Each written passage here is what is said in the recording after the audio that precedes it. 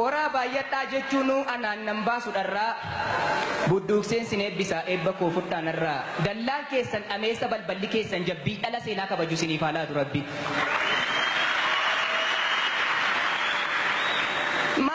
Amilee oqqataa akkasii ani hin barbaadu fira kan harka harkifatee dhufe meerree sin keessa jira ankoo miikoo sin dhoksu baasee sinitti madha mee harka shab godhaate amilee na simadha.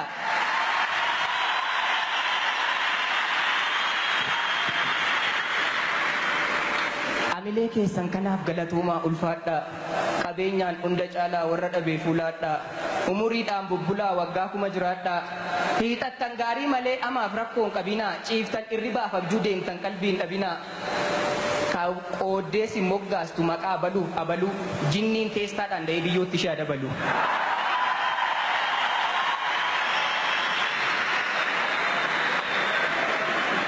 Wanti amaa sinitti yaaddu waan takka xannee moortu cittoo kuntaalaan baattee Finfinnee keessaa joortu.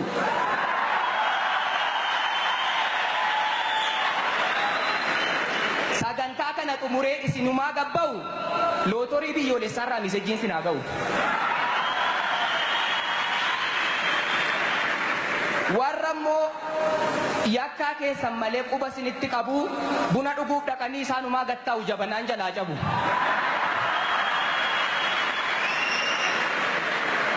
Isin waan yaaddan mara argadhaa galaana gammachuu daakaa ogummaadhaanis cimaa addunyaaf dhiibboo hiikaa jedhee otuu isin eebbise akka gammaddan beeka angaruu isin hin eebbisne eebbisuuf jaarsa miti jibban moon qabu beektu jiraadhaan dhawwii kooti yoo milkooftan milkaa'ee yoo jiraattan jiraadha lafee kootu keessanii kanaafan sin jaalladha.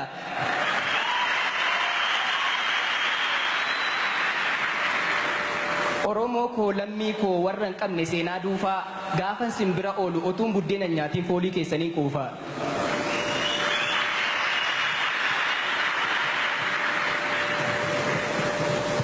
Ilmaan ayyoo fi aabboo warra antee warra firaa wanti dhiiga keessan keessa jiru dhiiga koo keessas jira maqaan keenya tokkuma walumatti waamamna madaan keenya tokkuma walumatti dhaanamna. Addunyaa kana guutuu keessaa dacheetu guutee dhume Waaqayyo Oromiyaa irratti Oromoo godhee maaf wal wajjin nu uume.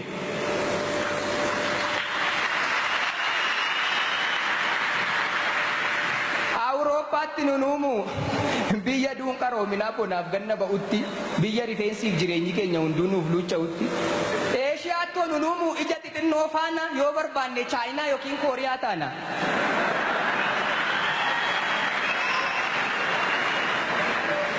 Ameerikaatto nunuumu biyya keekiif doolaarii biyya rakkataaf kennitu diivii fi iskoolaarii biyya huccuu rakasaa biyya makiinaa gaarii biyya tiraampiin bultu filuu diddee ilaarii.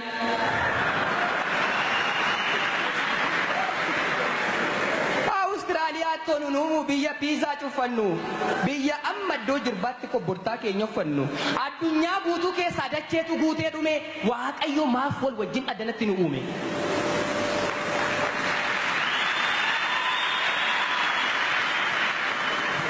Afaan tokko dubbannee kaayyoo tokkoof jiraannee akka waliif taanuufi tola waliif ooluudhaan wal qarree wal tumsinee ifatti akka baanuufi galmi keenya tokkicha deemnus karaa 20 lammiin immoo lammii isaaf tola ooluun dirqama.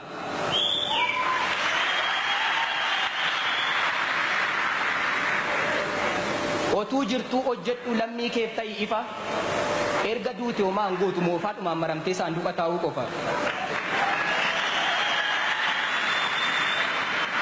Duunaan margiin mammaak sarree maal goota jiraatti seenaa hojjedhu saba keef wabii ta'i kana kaayyoon dhaloota.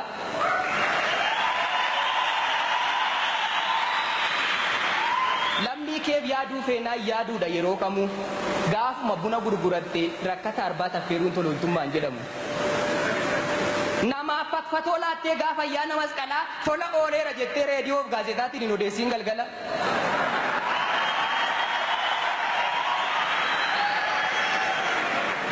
Hundoofta taanaan eeggattee guyyaaf saatii bishaan ofumaa guutee ofumaa dhangala'u tololtummaa maal saati gaafa siif darbe miti gaafa boorsaan kee jiidhaa tololtummaa jechuun irroo ofirraa risanii namaaf gochuu jechuudha.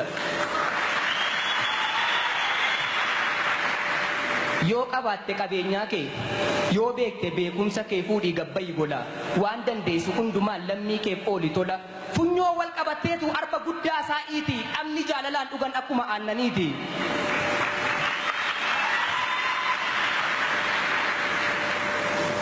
Otoo fittummaa tuultuu an qajeelaadha jettee hin odeessiyya tiru walii birmachuu caalaa qajeelummaan hin jiru. Otuu akkarraa kana aadaaf duudhaan manca'ee jireenyin ta'iin burree kan kooti keeti jechuun Oromoo keessan turre. Waaqayyo callaa galche diinqa nagarii keessatti ol dabarsee kuufata. Gaagura tufaanii dheebulummaatu buufata. Oromoon inni durii gamtaaf jaalala qaba. Cabni irphaaf gannatii raggaasaadhaafis qaba.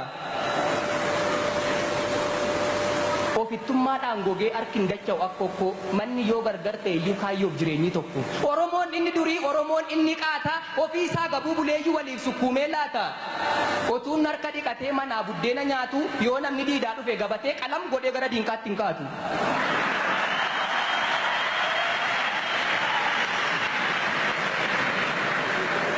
Arra kanatu badee ofittummaan nu keessatti banannaan dameef ulaa. Otuunni tokko iyyuu tokko immoo lilchaa bula.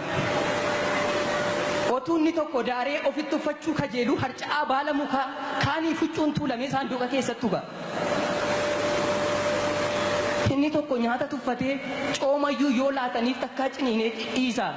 Kan akka iyyuu dhabee awwaara gogaa keessa marmaan maree ciisa.